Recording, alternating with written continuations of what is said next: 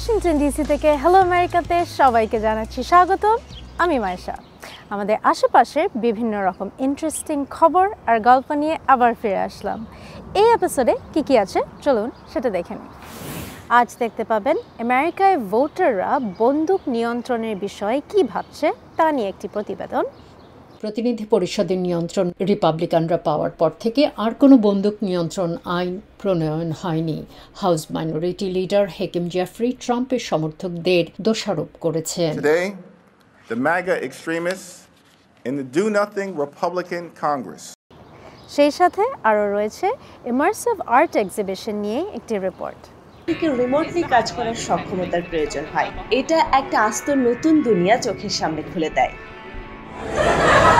যদিও আনন্দ লাভ করাই এখানে মুখ্য, পাশাপাশি কিছু আর্টে অন্তর্নিহিত গুরুত্ব রয়েছে।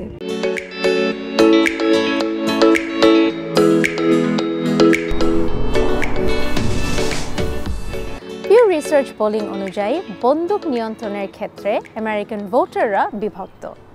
প্রেসিডেন্সিয়াল ক্যান্ডিডেট জো বাইডেন এবং ডোনাল্ড ট্রাম্পও এ বিষয়ে বিরোধী মতামত রাখে।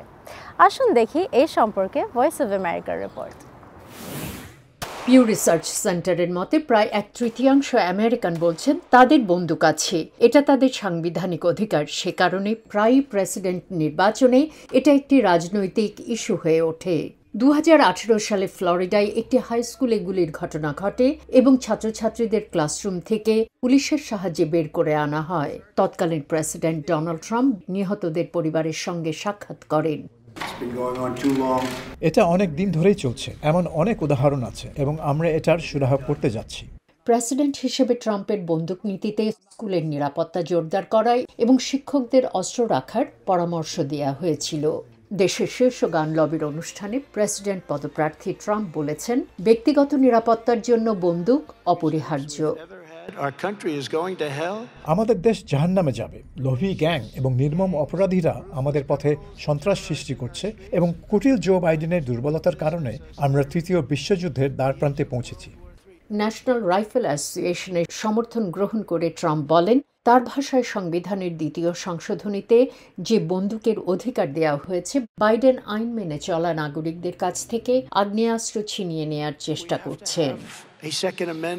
আমাদের অর্থবহ 2য় সংশোধনী থাকা প্রয়োজন। এটা না থাকলে মৃত্যু ও ধ্বংস এমন বাড়বে যা এই দেশ আগে কখনো দেখেনি।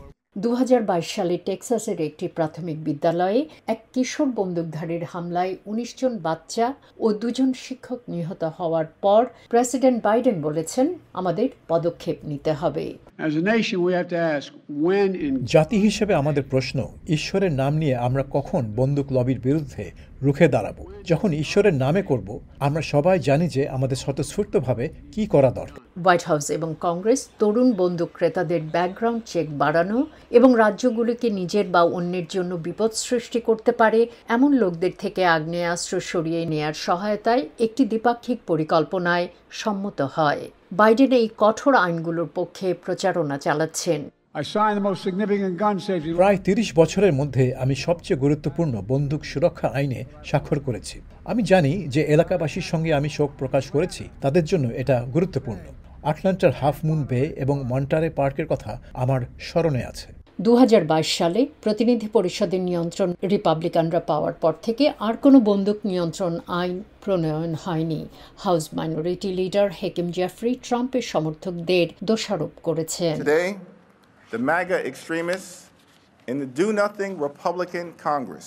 আজ ম্যাগা চরমপন্থী এবং অকর্মণ্য রিপাবলিকান কংগ্রেস আমেরিকায় বন্দুক সহিংসতা যে মহামারী আকার নিয়েছে তা অর্থপূর্ণভাবে মোকাবেলা না করেই চলে যাচ্ছে। বন্দুক সম্পর্কে আমেরিকান ভোটারদের দৃষ্টিভঙ্গি মূলত রাজনৈতিকভাবে বিভক্ত।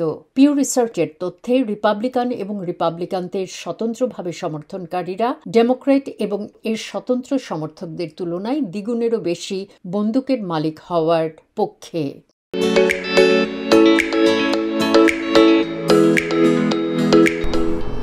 ইমার্সিভ আর্ট এক্সিবিশনে একজন দর্শক আর্টের একেবারে ভেতরে ঢুকে দেখতে পারে।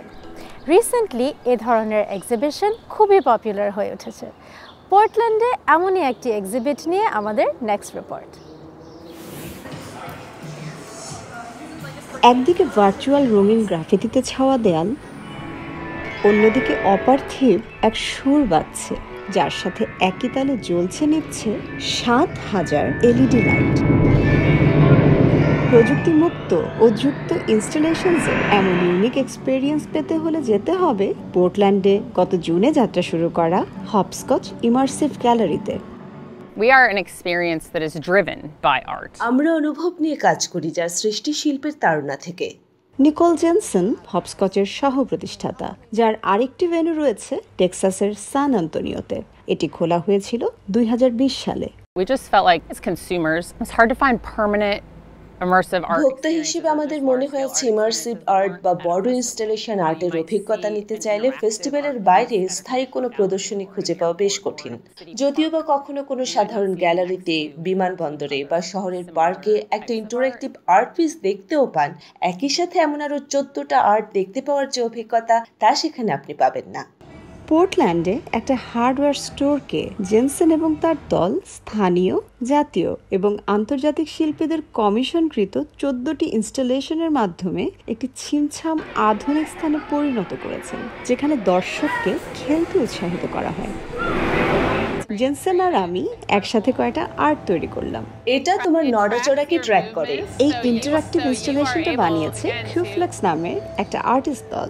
আমরা আসলে এই আর্টটার অংশ হয়ে যাচ্ছি, তাই না? হ্যাঁ, আপনি এখানে মূলত মহাজাগতিক আলোর একটা কণা। আসলে এই ধরনের অনেক কাজের ক্ষেত্রে আন্তর্জাতিক শিল্পীদের সাথে দূর থেকে রিমোটলি কাজ করার সক্ষমতার প্রয়োজন হয়। এটা একটা আস্ত নতুন দুনিয়া চোখের সামনে খুলে দেয়। যদিও আনন্দ লাভ করাই এখানে মুখ্য, পাশাপাশি কিছু আর্টের অন্তর্নিহিত গুরুত্ব রয়েছে। নিউ ইয়র্কের শিল্পী বারবারা সুরেনকা বিশ্বের প্রতি 5 সেকেন্ডে কতগুলি প্লাস্টিক ব্যাগ ব্যবহৃত হচ্ছে তা বোঝাতে ৮৬,০০০ আপসাইকেল প্লাস্টিক ব্যাগ ব্যবহার করে একটি রেইনবো গুহা তৈরি করেছেন। অন্য ঘরগুলোতে এমন কিছু আর্ট আছে যা দর্শকদের ভিন্ন জগতে নিয়ে যায়। এটা একটা অজানা বায়ুমণ্ডল। এটা প্যারালাল স্টুডিওর সাথে কোলাবোরেশনে তৈরি করা হয়েছে। আমরা আলো এবং শব্দের আচরণকে মেলানো যায় এমন কিছু খুঁজছিলাম। স্যাথ নীল পোর্টল্যান্ডের একজন সাউন্ড ডিজাইনার এবং ইলেকট্রিক মিউজিশিয়ান, যিনি 2টি ইনস্টলেশনে কাজ করেছেন। 5 মিনিটের এই সাউন্ড ট্র্যাকটি তৈরি করতে তার 6 মাস সময় লেগেছে।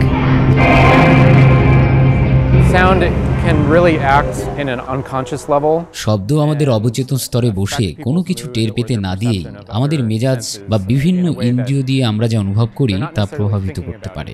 অসংখ্য গবেষণায় শিল্পকলার সাথে মানুষের বিকাশের সংযোগ পাওয়া গেছে, তবে ইমার্সিভ আর্টের সুনির্দিষ্ট মনস্তাত্ত্বিক প্রভাব নিয়ে এখন আরও নতুন গবেষণা চলছে।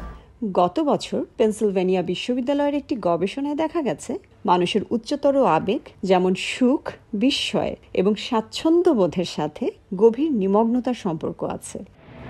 বাস্তবতা থেকে কিছু সময়ের জন্য হৃদয় ও মন ছুটি পায় বলেই ইমার্সিভ আর্টের প্রতি এত আগ্রহ সৃষ্টি হয়েছে বলে ধারণা করা হচ্ছে।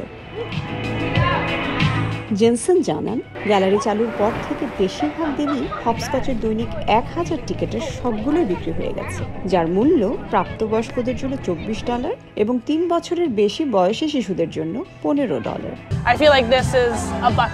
আমার মনে হয় পোর্টল্যান্ডের এই জায়গাটা সবার বাকেট লিস্টে রাখা দরকার। আমরা আলাপ করছিলাম যে আর্ট কিভাবে আমাদের দৃষ্টিভঙ্গি এবং চিন্তা চেতনাকে পরিবর্তন করার ক্ষমতা রাখে। এখানে প্রতিটা ঘর ঘুরলেই আপনি নতুন কিছু অনুভব করবেন। পোর্টল্যান্ডের এই জায়গাটাতে হপস্কচের লিজের মেয়াদ আছে 2033 সাল পর্যন্ত। জেনসন জানান, তারা প্রতি 2 বছর পর পর ইনস্টলেশনগুলি পরিবর্তন করার পরিকল্পনা করেছেন। আগামী কয়েক বছরে তারা দক্ষিণ লস অ্যাঞ্জেলসে একটি ওয়াটারফ্রন্ট ভেন্যু সহ 2টি নতুন জায়গায় গ্যালারি শুরুর আশা করছেন।